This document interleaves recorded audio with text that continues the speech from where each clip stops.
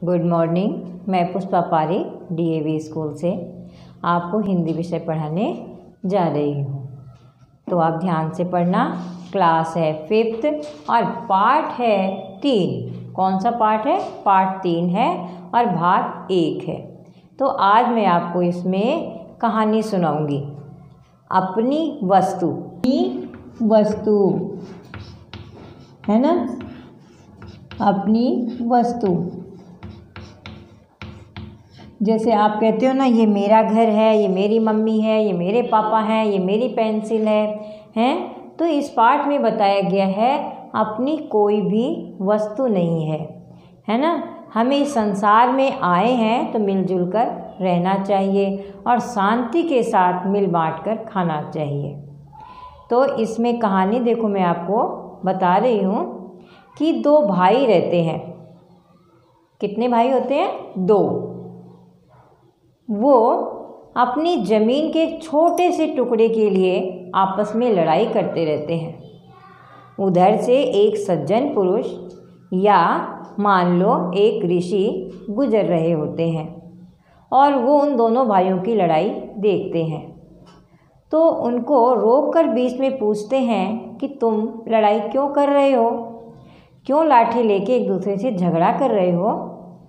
तो दोनों भाई कहते हैं कि महाराज, ये मेरी ज़मीन को अपनी बता रहा है। दूसरा भाई कहता है कि ये मेरी ज़मीन हथियाना चाहता है। ऋषि उन दोनों की बातों को ध्यान से सुनते हैं और कहते हैं कि देखो कि ये धरती किसी की नहीं है।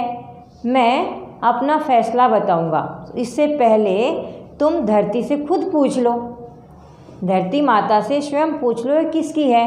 तो दोनों भाई कहते हैं कि अरे धरती बताती है क्या किसी को, कि ये बोलती थोड़ी ना है। तो ऋषि कहते हैं बोलती है।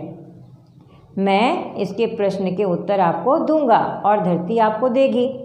तो कहते हैं ठीक है। तो कहते हैं जाओ पहले गर्मा गर्म खाना लेके आओ, शांत हो जाओ और गर्मा गर्म मेरे लिए भोजन लाओ। तो दोनों भाई कहते हैं महाराज, हम आपको भर पेट खाना खिलाएंगे, किंतु पहले आप हमारी ज़मीन का निपटारा कर दीजिए। वो कहते नहीं है, पहले शांत हो जाओ, पहले गर्मा गर्म खाना लाओ और हम तीनों बैठकर खाएंगे। खाना आता है और शांत भाव से दोनों भाई और महाराज जो ऋषि होते हैं वो खाना खाते हैं। खाना खाने के बाद महाराज धरती के कान लगाते हैं और कहते हैं कि देखो मैं पूछ रहा हूँ धरती किसकी है। और कान लगा के ऐसा लगता है जैसे वो पूछ रहे हों और फिर धीरे से कहते हैं कि धरती तो कह रही है कि मैं किसी की नहीं हूँ, न थी न हूँ। मैं तो बरसों से जहाँ की तहाँ ही रखी हुई हूँ। मेरे 5000 पीढ़ियाँ गुजर गई, तुम्हारे माँ बाप भी गुजर गए, उनके माँ बाप भी गुजर गए, मैं तो ऐसी वैसी पड़ी हूँ, किसी के साथ नहीं गई। तो उन दोनों को यही कहते हैं। तो दोनों को लगता है कि महाराज तो सही कह रहे हैं, मेरे मम्मी पापा भी थे, उनके भी मम्मी पापा थे, किंतु ज़मीन तो यही थी। बोले तुम लोग बेकार में ही लड़ाई कर रहे हो, ये ज़मीन तो देखो किसी की है ही नहीं। और उनको अपनी गलती का एहसास होता है और वो कहते हैं कि महाराज ये बात सही है, अब हम इस ज़मीन के लिए नहीं लड़ेंगे, आपने जो कहा है वो सच है। तो इस कहानी से हमें यह संदेश मिलता है कि हमें झूठे दिखावे वाली जो चीज़ें होती हैं, जो नश्वर हैं, नष्ट होने वाली चीज़ें हैं, उनके लिए लड़ाई झगड़ा नहीं करना चाहिए। अपितु कोई भी वस्तु है उसे मिल बांट कर और शांत भाव से ही ग्रहण करना चाहिए। जैसा कि महाराज ने उनको शांत रहकर खाना खिलाया और उसके बाद में ज़मीन वाली बात बताई तो उनको समझ में आ गई। अगर महाराज भी उनको गुस्से में बताते तो उनको ये बात समझ में नहीं आती। और इसका कहने का अर्थ यही है, हमें गुस्से में आकर कोई भी काम नहीं करना चाहिए। गुस्से में हम अपना ही नुकसान करते हैं। शांत भाव से सोचकर नश्वर होने वाली चीज़ों को जो नष्ट होने वाली चीज़ें हैं उनके लिए लड़ाई नहीं करके संसार में सबके साथ मिलजुल कर बांट कर खाना चाहिए। तो बच्चों, ये कहानी अच्छी लगी? तो देखो, कहानी तो आपने सुन ली और संदेश भी जान लिया। अब हम देखते हैं इस कहानी में कुछ कठिन शब्दार्थ हैं, वो हम देखेंगे। तो देखो, शब्दार्थ, शब्दार्थ, शब्द और अर्थ। ठीक है, एक तरफ शब्द होते हैं और एक तरफ अर्थ होते हैं। तो सबसे पहले कहानी में जो शब्द आया है वो है महात्मा। पहला शब्द है महात्मा। क्या शब्द आया है? महात्मा। जिसकी आत्मा महान हो उसको बोलते हैं महात्मा, अर्थात ऋषि, सज्जन व्यक्ति। ठीक है, ऋषि या सज्जन व्यक्ति। ठीक है, ये हुआ आपके महात्मा का, जिसकी आत्मा पवित्र होती है ना, वो महान आदमी होता है। फिर है दूसरा शब्द है आपके सामने उद्यत, है ना। हम कोई भी काम करने के लिए तैयार होते हैं, अर्थात हम उद्यत होते हैं, उसे हम क्या कहते हैं? तैयार होना। क्या होता है इसका अर्थ? तैयार होना। जैसे आज हम पढ़ने के लिए उद्यत हो गए। ठीक है, तीसरा है शब्द है आपके स्वामित्व, अधिकार जताना, है ना। स्वामित्व, जैसे मैं संतोष जी सर अपने स्कूल पे स्वामित्व रखते हैं, यानी मालिकपन, मालिक का अधिकार जताना या अधिकार रखना, अधिकार। ठीक है, ये हो गया आपके अधिकार। लाल पीला होना यानी गुस्सा होना, लाल पीला होना। कभी कभी हम गलत काम करते हैं तो माता पिता भी हम पे लाल पीले हो जाते हैं। लाल पीला होना यानी गुस्सा होना। ठीक है ना, गुस्सा होना, ये आपके लाल पीले का अर्थ होता है। ठीक है, नंबर 5, सदैव। सदैव कोई चीज़ हमें सदैव माता पिता का आदर करना चाहिए। तो ये है सदैव माने हमेशा। सदैव माने क्या होगा? हमेशा, प्रतिदिन, है ना। ये आपके इसका अर्थ हुआ सदैव। उसके बाद में है आपके व्यर्थ। व्यर्थ माने बेकार। व्यर्थ माने आपके बेकार, फालतू चीज़ें जो होती हैं उसको हम कहते हैं व्यर्थ, है ना। हम घर में कई बार क्या करते हैं? बेकार की चीज़ों का संग्रह करते हैं, अर्थात व्यर्थ की चीज़ों का संग्रह करते हैं। तत्काल माने तुरंत। तत्काल माने तुरंत। तत्काल माने तुरंत।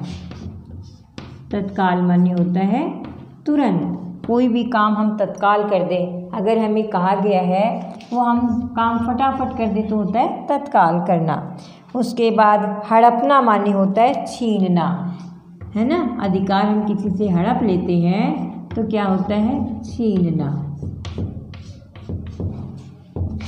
ठीक है, किसी का अधिकार हमें नहीं हड़पना चाहिए।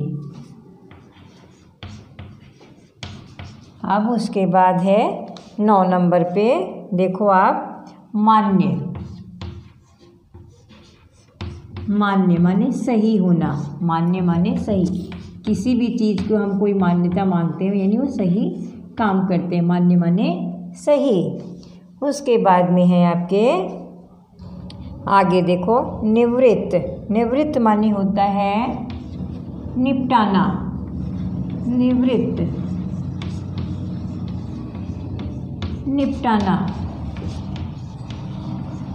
निपटाना। उसके बाद में आप देखो निर्णय। निर्णय माने होता है फैसला। निर्णय, उसका होता है आपके फैसला।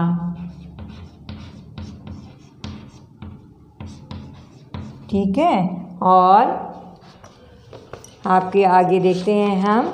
विनय माने क्या होता है? विनती करना। विनय माने विनती करना। विनती करना, प्रार्थना करते हो ना, उसको हम क्या कहते हैं? विनय। और उसके बाद में मूल्यवान। आपके नंबर 13 पर है मूल्यवान, कीमती। ठीक है ना। मूल्यवान माने जिसका मूल्य ज़्यादा हो, जिसका मूल्य अधिक हो, जिसका मूल्य अधिक हो।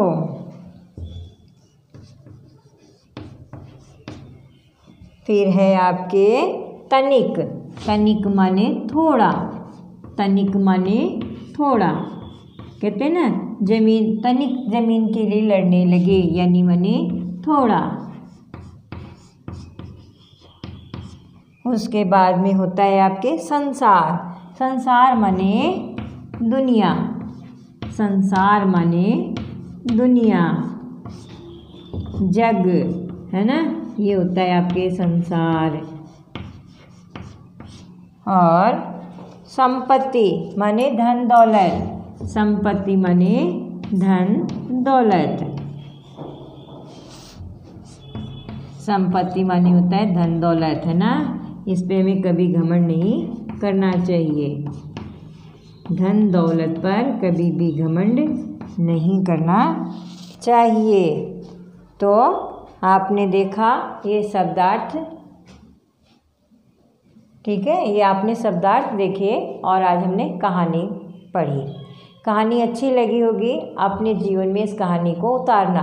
पढ़ने से ही नहीं होता है, जिस कहानी का जो संदेश होता है उसे हमें अपने जीवन में उतारना चाहिए। और शब्द अर्थ जो भी आपको कठिन शब्द लगे हों उसको देख लो, और यदि कहीं दिक्कत आती हो तो आप DAV स्कूल के व्हाट्सएप में मैसेज कर सकते हो। धन्यवाद।